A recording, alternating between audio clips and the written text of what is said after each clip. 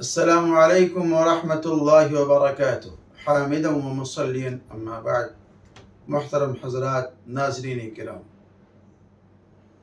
اللہ رب العزت نے جو کتاب ہدایت ہمیں اور آپ کو عطا فرمائی ہے، وہ کتاب ہدایت عامت الناس کے لیے، پوری دنیا کے لیے ہدایت کے تو ذریعہ ہے ہی، لیکن اس کے ساتھ فیہ شفاء للناس، اس کے اندر لوگوں کے لیے شفا ہے، بیماریوں دکھوں کا علاج ہے، پریشانیوں سے ازالہ ہے، اور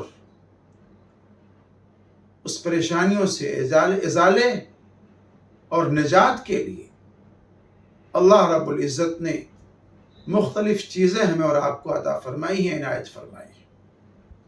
سورہ فاتحہ کے تعلق سے آپ حضرات نے بارہا سنا ہوگا کہ سورہ فاتحہ میں ہر بیماری کا علاج ہے. ہمیں اس کا یقین ہونا چاہیے کہ اللہ کے کلام میں شفا ہے. اللہ کے کلام سے پریشانیاں رفع ہو جاتی ہیں، دور ہو جاتی ہیں، لوگوں کی مشکلات ختم ہوتی ہیں، لوگوں کو عافیت اور راحت مل جاتی ہے. ہمیں اس بات کا یقین ہونا چاہیے، جیسا کہ اللہ رب العزت نے فرمایا فیہ شفاء للناس، اس کے اندر تمام لوگوں کے لیے شفا ہے. آپ حضرات دیکھتے ہیں مسجدوں کے دروازوں پر ہمارے برادران وطن زیادہ اور ہمارے دینی بھائی کم، مغرب کی نماز کے بعد اور دیگر نمازوں کے بعد لائن لگا کر کے کھڑے رہتے، اپنے بچوں کو لے کر کے، کوئی پانی کی بوتل لے کر کے، کوئی شیشی لے کر کے، اس ارادے سے، اس نیت سے کہ ابھی نمازی لوگ آئیں گے، نماز پڑھ کر آ رہے ہیں، اللہ کی آیات کو، قرآن شریف کی آیات کو پڑھ کر کے ہم پر دم کریں گے تو اس سے ہماری بیماری دور ہو جائے گی، ختم ہو جائے گی. وہ یقین ہی تو ہے، اعتقاد تو ہے. اس یقین اور اعتقاد کی بنیاد پر لوگ کھڑے ہوتے ہیں. اور اگر شفا نہ ہوتی تو کھڑے کیوں ہوتے؟ وہاں پر آرام نہ ملتا تو آتے کیوں؟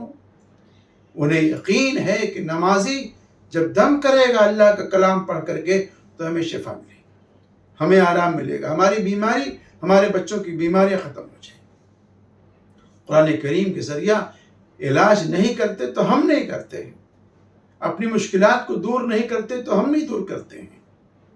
علامہ ابن القیم رحمۃ اللہ علیہ نے فرمایا ہے کہ اگر آپ کے بدن میں کہیں درد ہے، تکلیف ہے، تو درد والی جگہ پر ہاتھ رکھ کر کے 7 مرتبہ سورہ فاتحہ اگر کوئی شخص پڑھتا ہے اور پڑھ کر کے وہاں دم کرتا ہے تو اللہ رب العزت درد سے فوری راحت اور آرام پہنچائیں گے.